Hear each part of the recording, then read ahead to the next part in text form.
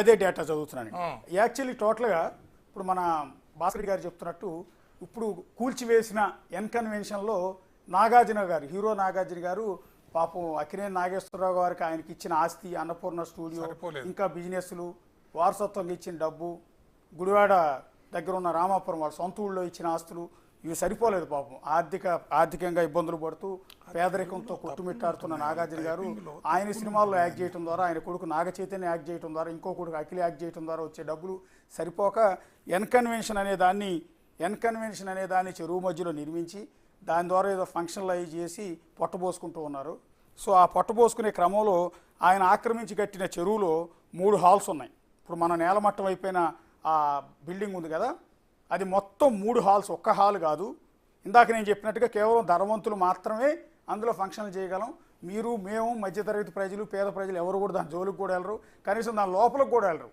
ఆ ఫంక్షన్ ఎవరైనా చేసుకుంటుంటే మళ్ళంటే లోపలికి కూడా వెళ్ళే అర్హత ఉండదు, ఎందుకంటే ఆ స్టేజ్ వాళ్ళు మాత్రమే లోపలికి వెళ్తారు. ఆ మొత్తం టోటల్గా 3 హాల్లు ఉన్నాయి. ఒకటి మొట్టమొదటి హాలు అతిపెద్ద బ్యాంకెట్ హాల్స్ అంటారు కదా, అతిపెద్ద halls. First hall capacity 2000 sitting, 2000 మంది ఎట్ ఏ టైం. కుర్చీలన్నీ పరిస్తే పైన వేదిక మీద ఫంక్షన్ జరుగుతూ ఉంటుంది.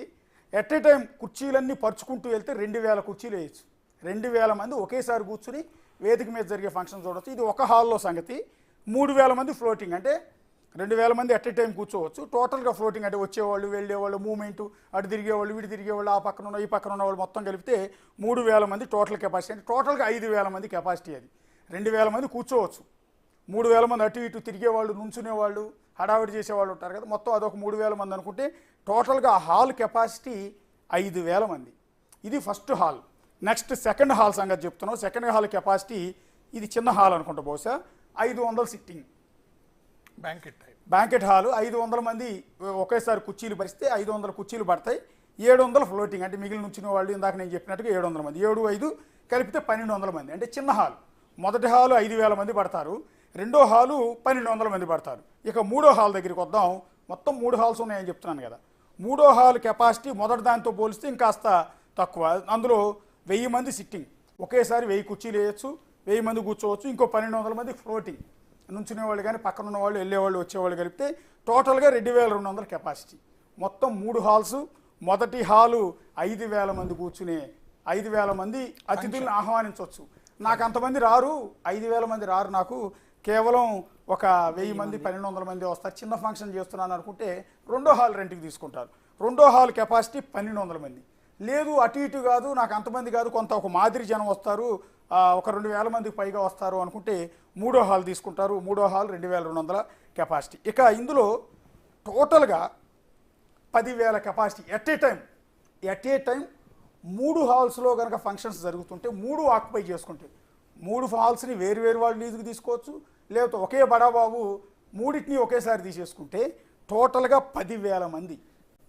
10,000 మంది ఎట్ ఏ టైం ఎన్కన్వెన్షన్లో ఉంటారు. అంత పెద్ద హాల్ అది. మీరు చూస్తూ ఉంటారు, శంషాబాద్ అవుట్స్కట్స్లో అనేక ఫంక్షన్ హాల్ కనపడుతుంటాయి, కోంపల్లి వైపు అనేక ఫంక్షన్ హాల్స్ కనపడుతుంటాయి, ఇంకోసారి కనపడుతుంటాయి. వాటితో పోలిస్తే ఈ హాల్ అనేది 10,000 మంది ఎట్ ఏ టైం అటెండ్ అవుతారు. ఇక తర్వాత దీనిలో ఒక ప్లేట్ భోజనం 1600 అంట. ఒక ప్లేట్ భోజనం ఎన్కన్వెన్షన్లో ఒక ప్లేట్ భోజనం 1600. నాన్ వెజ్ అయితే 1800, వెజ్ అయితే 1600, నాన్ వెజ్ అయితే 1800. ఆదాయం 2 కోట్లు వస్తుంది పర్ డే. ఒక ఫంక్షన్ జరిగితే 1,70,00,000 నుంచి 2 కోట్లు వస్తుంది పర్ డే, ఆ 3 హాల్స్కి సంబంధించిన ఆదాయం. అలా చెప్పుకుంటే సంవత్సరం మొత్తానికి సగం రోజులు లెక్కేసిన, సంవత్సరం మొత్తం ఫంక్షన్లు చేయరు కదా, 365 రోజులు ఎవరు ఫంక్షన్ చేయరు, మిగిలిన రోజులు ఖాళీగా ఉంటాయి.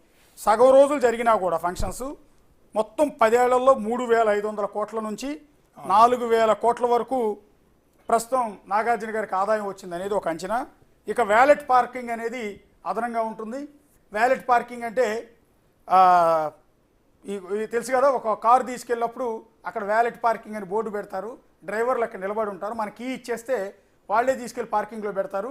మనం రాగానే మళ్ళీ ఒక చిన్న కూపన్ లాంటిది ఇస్తారు, చిన్న స్లిప్ ఇస్తారు, ఈ కారుకి సంబంధించిన ఎవిడెన్స్. మళ్ళీ దాన్ని తీసుకెళ్ళి అక్కడ సబ్మిట్ చేయగానే ఆ డ్రైవర్ వెళ్ళి పార్కింగ్లో ఉన్న కారు తీసుకొచ్చేస్తాడు. దానికి సమ్ అమౌంట్ పే చేయాలి.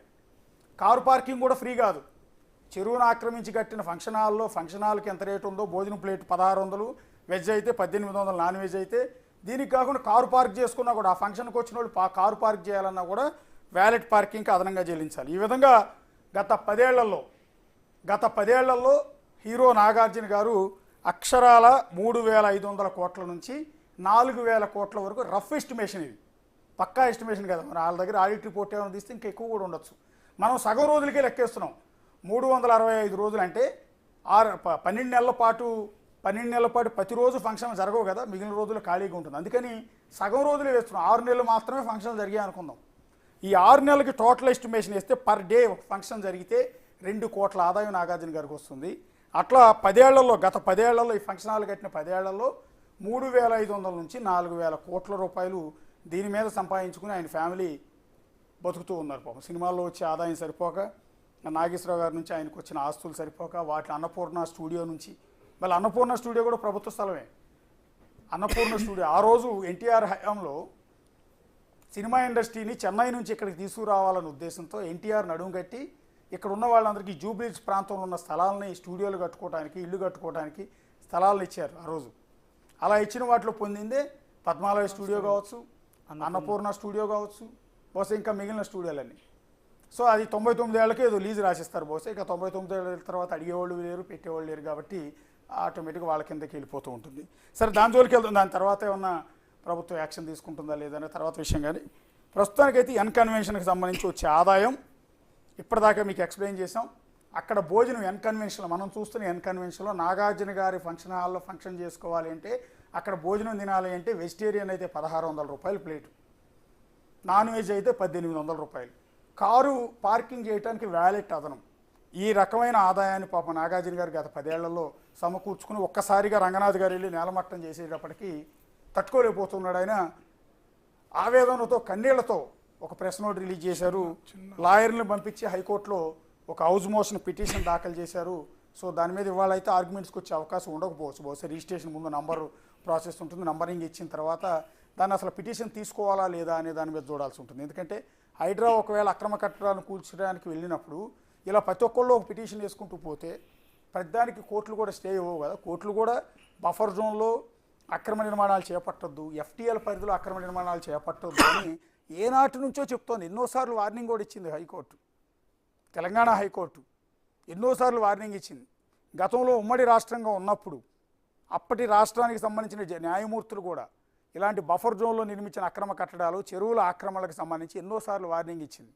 కానీ అప్పుడున్న పాలకులు కానీ అధికారులు కానీ వాటిని పెద్దగా పట్టించుకోలేదు. సో ఇన్నాళ్ళకి నాగార్జున ఎన్కన్వెన్షన్ కూల్చివేయటం ద్వారా రేవంత్ రెడ్డి సర్కార్, రంగనాథ్ బుల్డోజర్ ఒక వార్నింగ్ ఇచ్చింది కబ్జాదారులకి, ఆక్రమణదారులకి.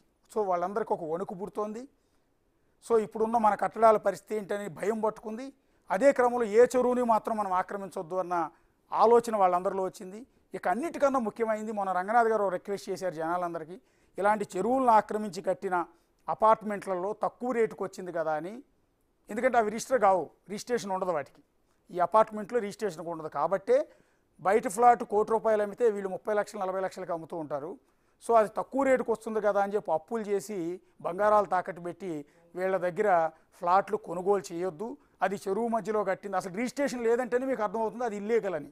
సో అలాంటి ఇల్లీగల్ దాంట్లో మీరు కొనుక్కుని ఇప్పుడు ఇలా కూల్చివేసిన తర్వాత బాధపడి ఉపయోగం లేదు. కాబట్టి దయచేసి అలాంటి ఇల్లీగల్ కట్టడాల్లో మీరు మాత్రం కొనుగోలు చేయదని ఒక రిక్వెస్ట్ చేస్తున్నారు. సో టోటల్గా ఇది ఇవాళ నాగార్జున ఎన్కన్వెన్షన్ కూల్చివేత, తుమ్మిడికుంట చెరువు పరిరక్షణకు సంబంధించి ప్రభుత్వం తీసుకున్న తమ్మిడికుంట చెరువు పరిరక్షణ కోసం తీసుకుంటున్న యాక్షన్. సో మరో 2-3 రోజుల తర్వాత